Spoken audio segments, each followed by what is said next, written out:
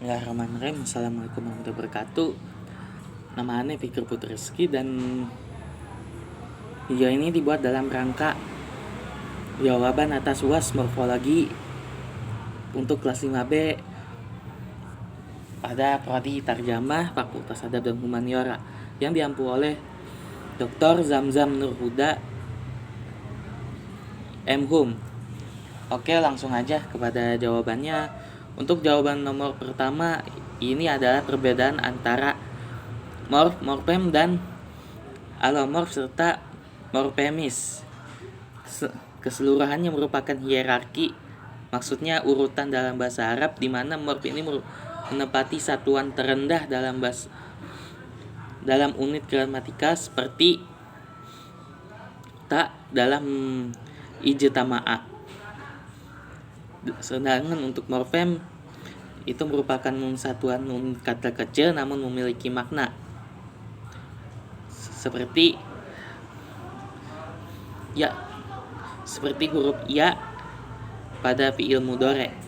Dan alomorf merupakan satuan unit morfem yang memang udah diketahui maknanya, seperti yakuluna, artinya atau dalam bahasa Indonesia makan. Dan sedangkan morfemis adalah rangkai perihal atau sesuatu hal yang memiliki makna morfem. Contohnya yakuluna memiliki makna morfemis, mereka sedang memakan. Kemudian untuk jawaban kedua adalah bagaimana pendekatan morfologi dalam ilmu linguistik. Ini ada dua macam, yaitu untuk morfofonemik. Morfofonemik ini merupakan perpaduan antara morfologi dan ilmu fonetik. Contohnya yazakaru patang fa'au zikra. Nah, kata yazakaru ini dibaca secara tasydid, padahal wazannya adalah ifta'ala. Atau dalam begitu pula dengan morfosintaksis yang merupakan gabungan antara morfologi dan sintaksis. Sintaksis di sini merupakan ilmu yang membahas tentang kelas kata. Contohnya dalam surat Al-Kautsar ayat pertama, yaitu inna a'tainaka al-kautsar. Jadi menggunakan pendekatan morfosintaksis, a'tainaka artinya kami telah memberikanmu, yaitu ketika katamu ini adalah kata ganti dalam bahasa Indonesia untuk menunjukkan lawan bicara. Begitu pula dengan domirka dan dalam bahasa Arab yang terjadi di setelah huruf domir atau domir nahnu. Sedangkan untuk ketiga, mengenai pendekatan antara perbandingan morfologi Indonesia dan bahasa Arab, itu dari segi infleksi ini merupakan dalam bahasa Arabnya itu tasriful lughawi, dan dalam bahasa Indonesianya adalah pembentukan suatu kata dari akar katanya tanpa mengalami perubahan kata tersebut. Seperti contohnya akala, akalu, yang masing-masing artinya telah memakan, atau dalam bahasa Indonesia makan, dimakan, termakan, memakan. Dan untuk mengenai pembacaan vokal yaitu harokat itu dalam bahasa Indonesia disebut diakritik. Contohnya adalah fathah, kasroh, dan dhammah. Namun diakritik di bahasa Indonesia seringkali nggak dibaca, kecuali dalam beberapa bahasa daerah. Selain itu mengenai verba mengenai verba itu sendiri, verba dalam bahasa Arab dan Indonesia terbagi menjadi dua, yaitu verba intransitif dan verba transitif. Verba intransitif merupakan verba yang tak memerlukan objek, lebih tepatnya predikat yang tak memerlukan objek. Contohnya adalah horoja. Horoja artinya keluar. Contohnya adalah horoja Muhammadun, si Muhammad keluar. Sedangkan untuk verba transitif merupakan verba yang membutuhkan objek untuk melengkapi kalimat. Contohnya ahroja Muhammadun al-pulusa. Artinya Muhammad mengeluarkan duit. Jadi begitu pula dengan afiksasi. Afiksasi ini merupakan penambahan huruf di dalam akar kata seperti dalam prefiks. Contohnya tadi ahroja. Ahroja ini artinya mengeluarkan, yang berasal dari yang memiliki akar kata keluar.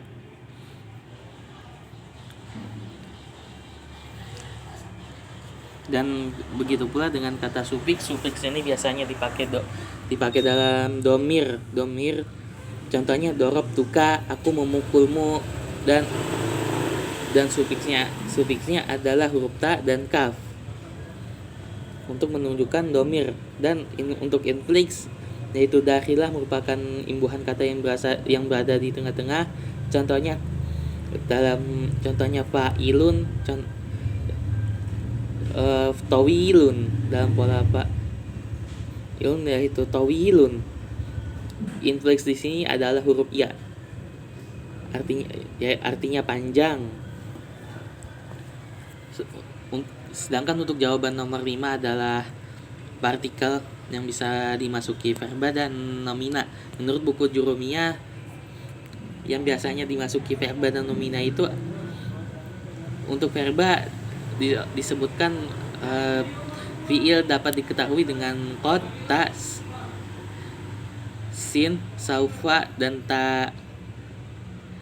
ta'nis. Contohnya ada untuk qad kana lakum fi rasulillahi uswatun hasanah. Dan untuk saufa, kalla saufa ta'lamuna summa kalla saufa ta'lamun. Dan untuk kata saufa, untuk huruf sin, contohnya sa'akunu ana ma ahwa ana. Dan untuk ta'nis ini contohnya adalah Maisaroh, ya. Contohnya dalam nama Maisaroh. Maisaroh ini merupakan nama pembantunya Nabi Muhammad ketika beliau dagang kerja sama Siti Khadijah. Dan disebut ta'tanis karena dia menandakan gender. Sedangkan untuk untuk nomina yang dimasuki partikel itu, contohnya adalah keseluruhannya adalah kata preposisi, bi ruba. Contohnya bil barid, artinya melalui surat. Dan atau kata ruba gasiatin, rebaganin wanahnu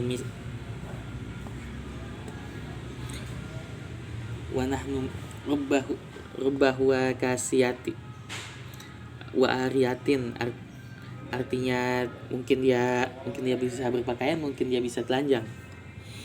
Sedangkan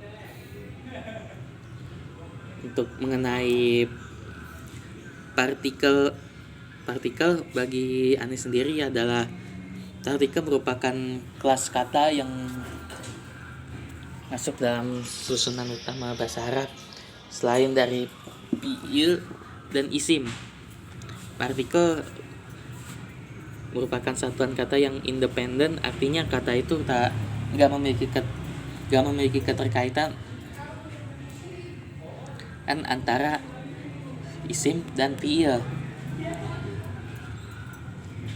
Dan partikel dapat diketahui ketika partikel itu memiliki makna gramatikal namun tak memiliki makna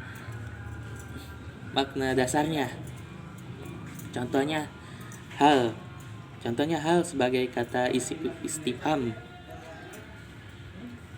Hal sebagai kata istifham seperti hal laka qalamun, apakah kau punya pulpen? Apakah kau punya pulpen? Dan begitu pula dengan huruf ayu yang dalam bahasa Indonesia artinya pun itu menunjukkan kapan keterkaitan. Misalnya ayu syai wa fi ayi syai'in wa fi ayi makanin wa fi ayi zamanin. Sedangkan dalam bahasa Indonesia kata partikel juga dikaitkan dengan lah. Kata lah ini dalam bahasa Arab diwakili dengan verba imperatif. Contohnya qul huwallahu ahad, katakanlah hai Muhammad bahwa Allah itu Tuhan yang Maha Esa.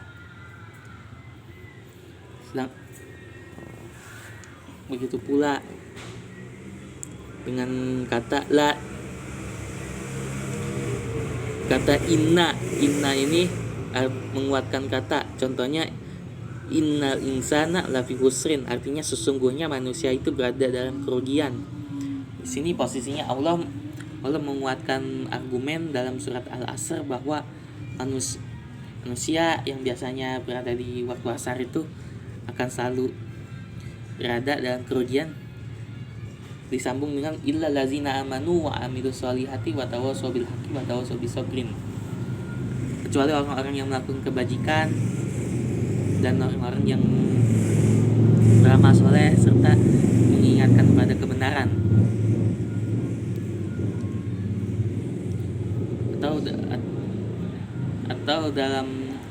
Atau kata ka'anna ini fungsinya untuk menyerupakan. Ya, kalau dalam bahasa Indonesia atau kalau bahasa gaulnya sok. Contohnya karena kajamil ya Muhammad, lu so ganteng. Terus kata lakinna artinya lakinna ini menunjukkan penyangkalan kata seperti tetapi. Itu cukup sekian dari opini aneh. Sekarang melanjutkan kepada jawaban terakhir, yaitu iklal itu merupakan cabang dari ilmu morfologi yang membahas tentang perubahan huruf-huruf ilat seperti alif, wawu, dan ya agar huruf tersebut mudah dibaca. Salah satu pendekatan dalam huruf ilat adalah dengan cara menggantikannya atau dengan menghilangkannya, yaitu menghilangkan huruf ilat tersebut. Contoh yang paling dasar dalam ilmu sorof adalah qala dalam bahasa Arab. Qala asluhu qala ala wazni fa'ala quliba alwa'u alifan litaharrukiha wan fitahi ma qablaha fasara qala. Qala memiliki asal kata qala dengan wazannya fa'ala, huruf wawunya diganti ke alif,